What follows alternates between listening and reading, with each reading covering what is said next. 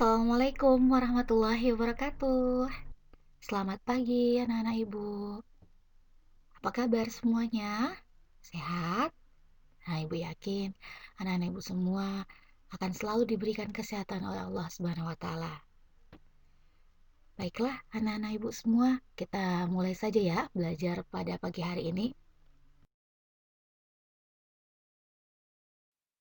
Pada pagi hari ini kita akan bahas mengenai program linear. Di beberapa video pembelajaran yang sudah Ibu berikan, Ibu sudah bahas mengenai program linear tentang bagaimana cara menyelesaikan atau membuat model matematika dalam suatu permasalahan. Dan juga Ibu sudah ajarkan mengenai sistem pertidaksamaan linear dua variabel. Nah, pada pagi hari ini kita akan bahas mengenai bagaimana cara menemukan nilai optimum pada suatu permasalahan. Are you ready? Yes, I'm ready. Baiklah anak-anak ibu semua, pada pagi hari ini inilah peta konsep yang akan kita bahas, yaitu menyelesaikan sistem pertidaksamaan linear dengan beberapa kendala menggunakan 3 metode, yaitu ada metode garis lidik, metode titik sudut, dan metode titik lainnya, supaya kita dapat menentukan hasil optimal, maksimum atau minimum suatu permasalahan. Nah, tujuan pembelajaran kita pada pagi hari ini yaitu pertama, anak-anak ibu semua mampu menjelaskan pengertian program linear dua variabel, mampu menjelaskan nilai optimum fungsi objektif,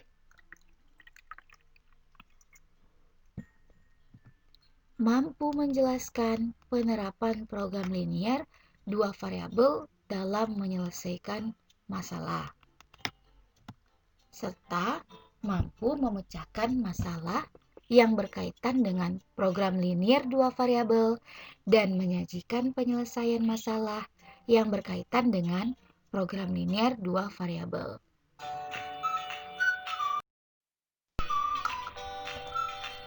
Nah, program linear itu sendiri dapat didefinisikan sebagai salah satu bagian dari matematika yang digunakan untuk memecahkan masalah pengoptimalan atau maksimum dan minimumnya suatu tujuan.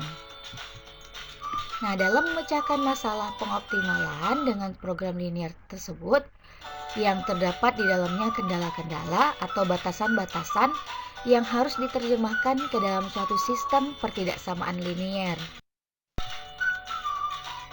Nah, di video pembelajaran sebelumnya, Ibu sudah jelaskan mengenai cara menentukan atau membuat model matematika dalam suatu permasalahan.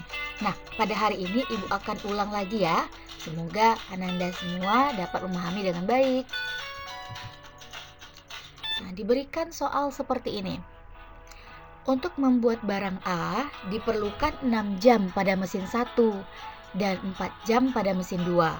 Sedangkan membuat barang B memerlukan 2 jam pada mesin 1 dan 8 jam pada mesin 2. Nah, kedua mesin tersebut dibuat X buah barang A dan Y buah barang B, serta mesin 1 dan mesin 2 tidak bekerja lebih dari 18 jam. Nah, dari soal ini kita akan tentukan dulu siapa yang akan kita buat sebagai A, siapa yang kita akan buat sebagai variabel X, dan siapa yang akan kita buat sebagai variabel Y. Karena di dalam soal sudah dijelaskan, berarti kita tinggal buat model matematikanya. Nah, sebelum itu, Ibu mau Ananda semua, ayo kita buat dulu deh model matematikanya. Nanti kalau sudah bisa dibuat dalam buku kamu sudah bisa, kita coba di sini. Betul tidak apa yang kamu buat dengan hasil yang sebenarnya? Silakan.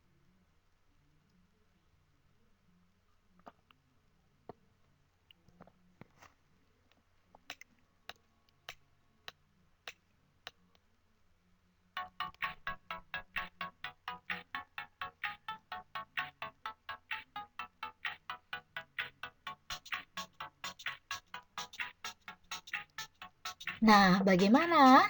Apakah sudah siap? Kalau sudah, kita coba lihat ya, betul atau tidak sistem pertidaksamaan linearnya. Nah, kita ketahui dulu barang jenis A itu sebagai X buah, barang jenis B itu sebagai Y buah. Lalu, dalam soal tersebut kita akan buat dalam bentuk tabel. Nah, seperti ini jadinya.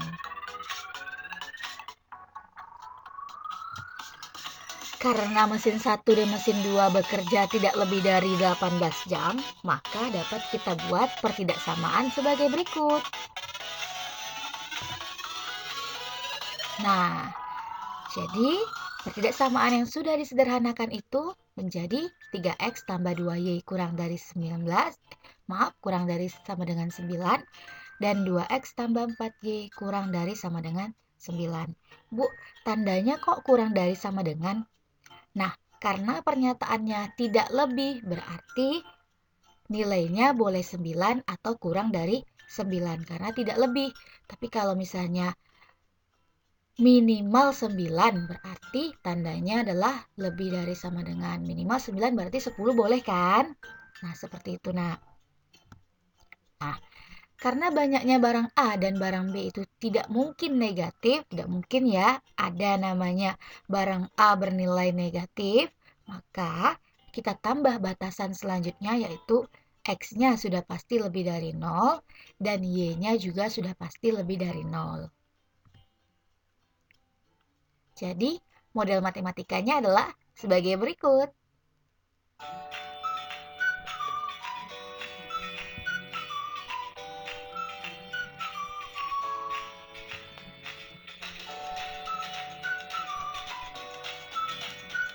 Nah, bagaimana? Sudah bisa kan?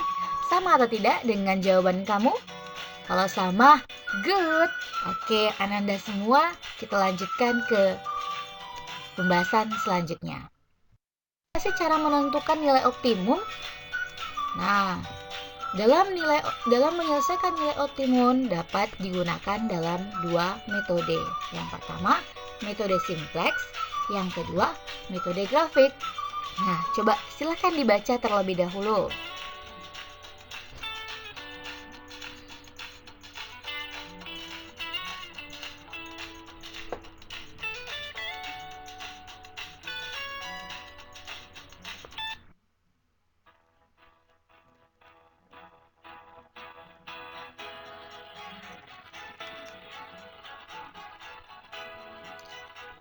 Sudah dibaca ya? Kita coba perhatikan. Metode simplex itu metode yang memerlukan langkah-langkah yang lebih rumit. Jadi dalam pembelajaran SMA atau jenjang SMA itu tidak dibahas lebih lanjut. Sehingga yang kita gunakan pada saat ini adalah metode grafik dengan dua macam metode di dalamnya. Ada uji titik pojok dan garis selidik. Nah, pada hari ini kita akan bahas mengenai uji titik pojok. Nah, bagaimana menentukan nilai optimum dengan uji titik pojok? Ada dua langkah yang digunakan. Pertama, Ananda atau kamu membuat gambar grafik himpunan penyelesaian dari batasan atau kendala dalam suatu masalah program linear yang sudah ada.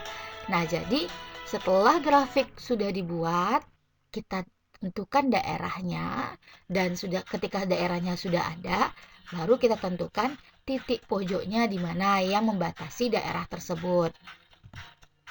Setelah itu, hitung nilai fungsi tujuannya untuk semua titik pojok yang ada. Kemudian, baru kita terapkan apakah nilai fxy, mana nilai fxy yang terbesar, sehingga kita buat dia sebagai nilai maksimum. Lalu, nilai fxy yang terkecil, kita buat dia sebagai nilai minimum. Dan untuk memperoleh nilai tersebut, caranya adalah dengan mensubstitusikan titik-titik pojok ke dalam nilai fungsi tujuannya, yaitu fxy sama dengan ax tambah by. Nah, jadi itulah cara atau langkah menentukan nilai optimum dengan uji titik pojok. Sekarang kita coba ilustrasikan ke dalam sebuah persoalan ya. Nah, contoh soal yang diberikan ini masih dalam bentuk sudah ada masalahnya, sudah ada kendalanya, bukan dari soal masalah kehidupan sehari-hari ya. Jadi kita gunakan dulu ini. Nah, jadi jawabannya adalah pertama yang Ananda lakukan sama seperti kita menyelesaikan sistem pertidaksamaan ya. Tapi bedanya kalau sistem pertidaksamaan kita hanya tentukan titik-titiknya, tidak mensubstitusikan ke dalam nilai optimum. Nah, kalau soal ini kita tentukan titiknya, lalu kita substitusikan ke nilai maksimumnya. Oke, jadi tipenya itu ya. Nah, saya yakin kalian semua sudah paham cara menentukan titik potong. Nah, sehingga titik potongnya 5,0 dan 0,5. Kita masukkan ke dalam sebuah grafik atau grafiknya sudah ada, sudah bisa kita tentukan. Nah, baru kita arsir mana yang termasuk X tambah Y kurang dari sama dengan 5. Ternyata, nah itu dia daerah yang diarsir. Berarti daerahnya adalah di bawah garis. Jadi, kita dapat tentukan mana aja titik yang membatasi daerah itu. Sehingga kalau dari gambar itu titik membatasinya adalah 0,0, 0,5, dan 5,0. Dan itu kita substitusikan ke dalam nilai maksimum. Nilai maksimumnya tadi 3X tambah 2Y. Berarti ketika disubstitusikan 0,0 berarti X-nya 0 dan Y-nya 0. 0,5 berarti X-nya 0, Y-nya 5. Dan 5,0 berarti X-nya 5, Y-nya 0. Sehingga ketika sudah disubstitusikan dapatlah nilainya 0, 10, dan 15. Nah, karena nilai optimum yang diminta itu nilai maksimum, maka maksimumnya adalah 15. Bagaimana? Apakah sudah dapat dimengerti? Oke, kalau sudah paham, kita lanjut ke contoh soal yang berbeda. Nah, sekarang tentukan nilai maksimum dan kendalanya ada 4 pertidaksamaan. Kalau tadi ada 3 pertidaksamaan, kalau sekarang ada 4. Nah, bagaimana cara menyelesaikannya? Sama seperti soal sebelumnya, kita tentukan dulu titik potongnya. Nah, titik potong sudah kita tentukan. Nah, bisa dilihat ya dan dipahami. Nah, itu dia. Jadi kita tentukan dua pertidaksamaan titik potongnya dulu sistemnya ya. Sistem pertidaksamaan dua variabel kita tentukan sehingga dapat 2,0, 0,5, 5,0 dan 0,3. Itu kita masukkan ke dalam gambar. Nah, ini dia. Yang pertama itu 2,0 dan 0,5 ya. Nah, ini lalu kita lihat tandanya kurang dari sama dengan, berarti di bawah garis, berarti arsirannya di bawah garis. Lalu yang 3X tambah 5Y kurang dari sama dengan 15, ini dia. Karena tandanya kurang dari juga, berarti yang diarsir adalah yang di bawah garis. Ternyata yang terkena 2 kali arsiran, daerahnya adalah, nah ini daerahnya yang terkena 2 kali arsiran ya. Jadi itulah gambar grafiknya. Sekarang kita akan tentukan nilai maksimumnya. Oke, sebelum itu kita tentukan dulu titik pojoknya. Itu dia ya, berarti titik pojok yang membatasi daerah arsiran tersebut yang diarsir 2 kali tadi ya. Lalu ini dia grafiknya yang tadi kita. Nah, sekarang di titik pojok tersebut ada titik yang kita belum tahu nilainya. Titik yang mana, Bu? Yang B. Nah, yang C sudah tahu ya 2,0. Kalau A 0,3. Kalau O 0,0. Sekarang yang B-nya nggak tahu nilainya. Bagaimana cara menyelesaikannya? Nah, kita karena dia dibatasi oleh maksudnya melewati dua garis tadi, maka kita selesaikan menggunakan 2 garis itu. Nah, karena kita ingin mengeliminasi salah satu dari variabelnya, yang kita eliminasi sekarang adalah si Y. Berarti kita kalikan dengan 5 dan kalikan dengan 2. Sehingga hasilnya ini Lalu didapati ini. Jadi X-nya 20/19. Dan kita substitusikan X ke dalam salah satu persamaan yang ada. Boleh yang atas, boleh yang bawah. Nah, saya gunakan yang bawah dulu ya. Nah, setelah disubstitusikan, dapatlah hasil yang seperti itu. Jadi X-nya 20/19 dan Y-nya 225/19. Jadi nilai titik B sudah dapat ya, X, Y-nya. Baru kita masukkan ke dalam tabel. Nah, seperti ini. Jadi titik O 0,0, titik A 0,3, titik B 20/19,225/19, lalu titik C-nya 2,0. Sehingga titik-titik tersebut kita substitusikan ke dalam nilai maksimum yang diberikan tadi. Nah, nilai maksimumnya adalah 5X tambah 3Y. Maka ketika disubstitusikan, itulah hasilnya. Nah, dari hasil tersebut, 0, 9, 40,8, dan 10 itu mana yang dinyatakan sebagai nilai maksimum? Berarti nilai maksimum terdapat pada titik 20/19 dan 225/19. Nah, begitulah cara menentukan nilai optimum pada suatu kendala atau masalah-masalah yang diberikan. Bagaimana Anandaku semua? Sudah dapat dipahami?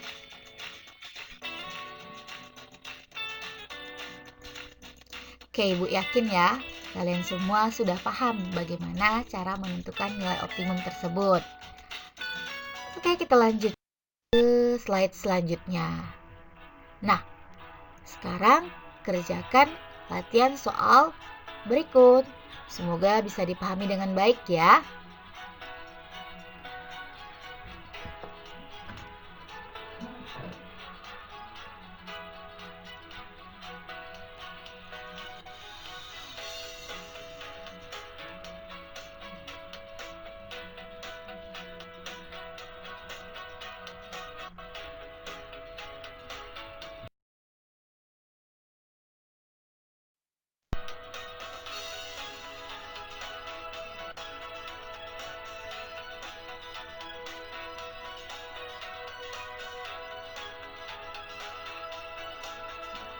Nah, sekian dulu pada pembelajaran kita hari ini. Semoga Ananda dan Nanda semua dapat memahami pembelajaran kita pada hari ini dengan baik. Dan ingat, tindakan itu lebih meyakinkan daripada perkataan. Berarti lebih baik menyelesaikan ini dengan baik daripada hanya berbicara, berbicara, dan berbicara. Selamat belajar. Terima kasih. Assalamualaikum warahmatullahi wabarakatuh.